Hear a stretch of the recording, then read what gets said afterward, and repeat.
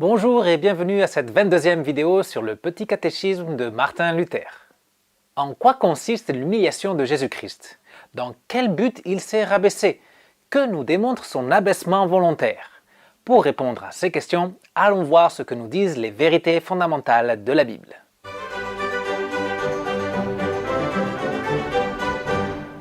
En prenant forme humaine, le Dieu Tout-Puissant, créateur du ciel et de la terre, se rabaisse. Lorsque Jésus-Christ assume la nature humaine et devient le Dieu homme, il se rabaisse volontairement afin de pouvoir nous racheter. Il n'est pas forcé, il n'est pas obligé, il s'humilie lui-même. Voyons ce que nous dit le credo de cet état d'abaissement de notre Seigneur. Je crois en Jésus-Christ, son Fils unique, notre Seigneur, qui a été conçu du Saint-Esprit et qui est né de la Vierge Marie.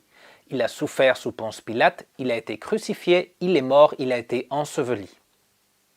L'abaissement de Jésus commence lors de sa conception et va jusqu'à sa sépulture. Dans la prochaine vidéo, nous verrons la suite, l'état d'élévation, d'exaltation du Christ. Mais pour l'instant, on va voir en quoi consiste cet abaissement volontaire de Jésus.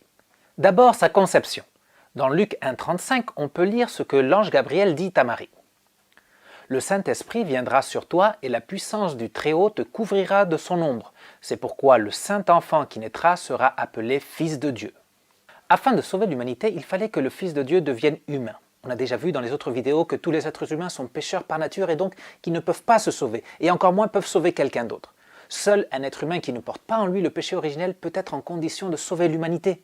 Par sa conception, Jésus reste le Dieu saint, celui qui n'a pas de péché et qui pourra pour autant prendre la place des êtres humains tant qu'il ne commet pas un péché lui-même. Sa naissance aussi fait partie de son abaissement volontaire. On lit dans Luc 2,7. Marie mit au monde son fils premier-né. Elle l'enveloppa de langes et le coucha dans une mangeoire parce qu'il n'y avait pas de place pour eux dans la salle des hôtes.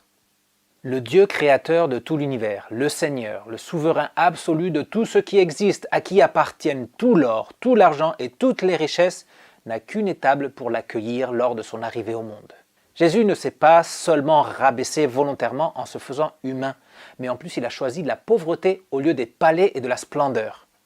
Il dit lui-même dans Matthieu 8,20 « Les renards ont des tanières et les oiseaux du ciel ont des nids, mais le Fils de l'homme n'a pas un endroit où il puisse reposer sa tête. » Nous avons vu dans la précédente vidéo que Jésus a eu faim, qu'il a eu soif, qu'il dormait dans une barque. Jésus a choisi de vivre loin du confort des richesses afin de pouvoir s'associer à notre misère et à notre souffrance sur terre. Et lui, oui, qu'il a souffert. Il a été tenté, il a été méprisé, on a essayé de le tuer, il a perdu des êtres chers, il a souffert l'incompréhension des siens, il a souffert l'angoisse extrême, il a été jugé et condamné faussement.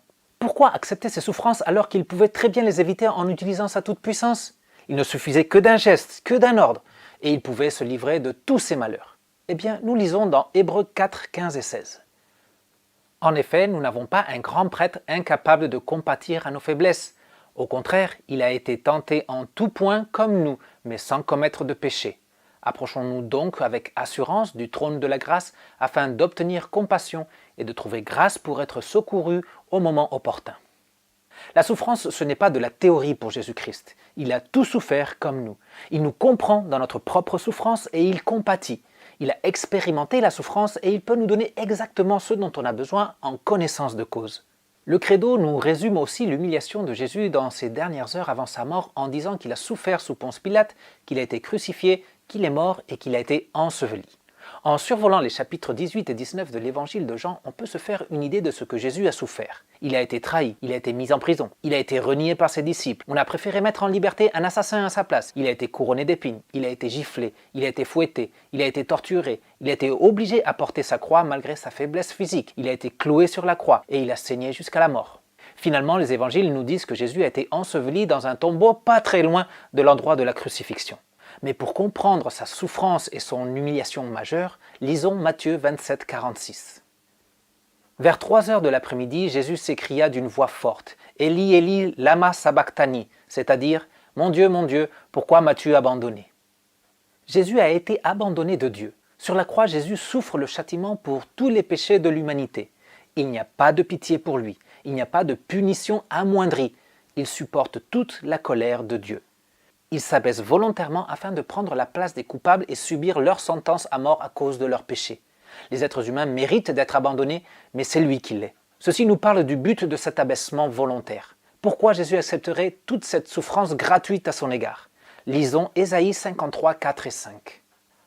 Pourtant, ce sont nos souffrances qu'il a portées, c'est de nos douleurs qu'il s'est chargé. Et nous l'avons considéré comme puni, frappé par Dieu et humilié.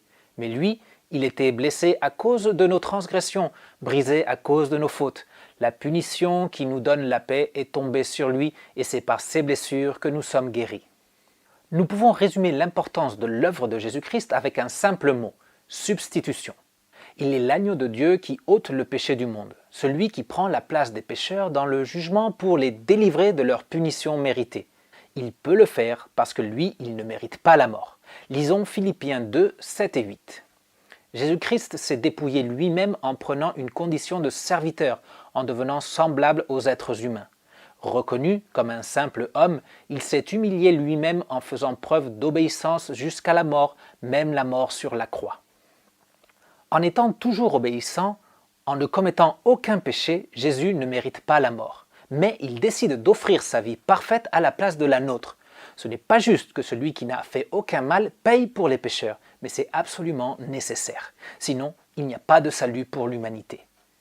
Cette substitution est acceptée par la justice de Dieu. Et dès lors que Jésus prend notre place dans la mort, il nous offre en même temps la sienne, la place du Fils de Dieu, le Saint, celui qui mérite de vivre éternellement dans la gloire. Lisons 2 Corinthiens 8, 9. En effet, vous connaissez la grâce de notre Seigneur Jésus-Christ. Pour vous, il s'est fait pauvre alors qu'il était riche, afin que par sa pauvreté, vous soyez enrichis. L'abaissement volontaire de Jésus n'avait qu'un but, celui de nous accorder le pardon des péchés et la vie éternelle dans les richesses de sa gloire. Jésus renonce volontairement à tout pour nous offrir ce que nous ne pouvions obtenir par nos propres moyens. Le Dieu créateur s'est fait créature par amour pour nous. Le Dieu saint a pris la place des pécheurs par amour pour nous. Le Dieu éternel a subi la mort afin de payer pour notre rédemption par amour pour nous. Chaque fois que tu entends le credo, souviens-toi que c'est pour toi que Jésus s'est humilié. Jésus s'est abaissé volontairement et il s'est sacrifié à ta place par amour pour toi. Ne l'oublie jamais. Maintenant, prends le temps de vérifier que tu as bien tout compris en répondant au quiz qui se trouve dans la description. N'oublie pas que tu peux mettre un pouce levé, partager cette vidéo ou écrire dans les commentaires. Je vous dis à bientôt pour continuer notre étude des vérités fondamentales de la Bible. Ciao!